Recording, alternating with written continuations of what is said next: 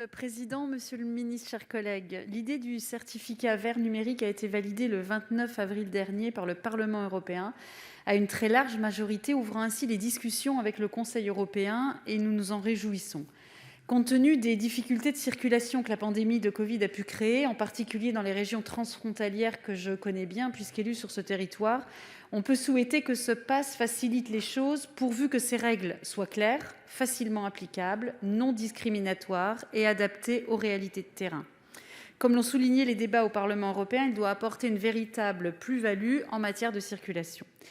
La justification d'une vaccination contre la Covid-19, d'un test PCR négatif ou encore d'une immunité suite à une infection me semble de nature à offrir la souplesse nécessaire pour assurer rapidement un déploiement relativement large du dispositif que le critère de la seule vaccination ne permettrait pas.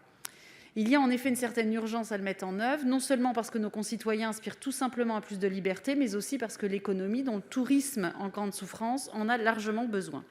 Il est toutefois une question fondamentale qui a été posée tout à l'heure, celle de la protection des données personnelles. Il est prévu que les données authentifiées soient compilées, protégées par chaque État membre et ne puissent être détenues par un pays étranger. La liste des entités qui les traiteront devrait être rendue publique afin de permettre aux citoyens d'exercer leurs droits dans le cadre du règlement général de la protection des données. En outre, il devrait être limité dans sa durée à 12 mois. Confirmez-vous, monsieur le ministre, toutes ces orientations ? Si la mise en place du certificat est prévue dès le mois prochain, il faut rapidement dissiper les inquiétudes pour qu'il rencontre l'adhésion de tous.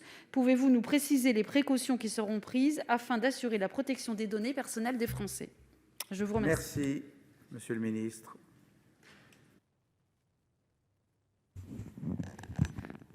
Oui, madame la sénatrice, vous avez parfaitement raison. L'objectif de ce certificat est de retrouver dès l'été, j'espère dès le début de l'été, une capacité de voyager, de circuler en Europe dans des conditions sanitaires qui sont sûres. Et l'objectif est bien, puisque nous sommes dans cette étape, que le Parlement européen et le Conseil, représentant les États membres, puissent trouver un accord d'ici le début du mois de juin.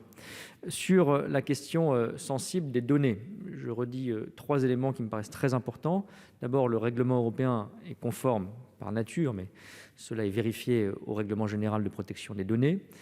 Deuxièmement, c'est pour cela que nous avons choisi d'adosser, au titre expérimental à ce stade, notre code français du certificat vert européen à l'application Tous Anti-Covid, parce qu'elle est, ça nous a parfois d'ailleurs été reproché au départ, elle est conforme aux exigences les plus strictes de protection des données pour éviter que celles-ci soient accessibles aux grands acteurs numériques qui peuvent être une marque de téléphone ou un moteur de recherche bien connu.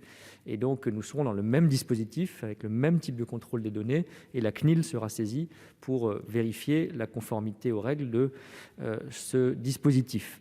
Puis enfin, j'insiste, votre Assemblée aura à connaître du projet de loi qui comporte des dispositions sur le certificat sanitaire tel que mis en place en France dans ce cadre européen et pourra donc s'assurer aussi du processus de vérification, de contrôle des données qui sera le plus strict qui soit. Nous y avons toujours veillé.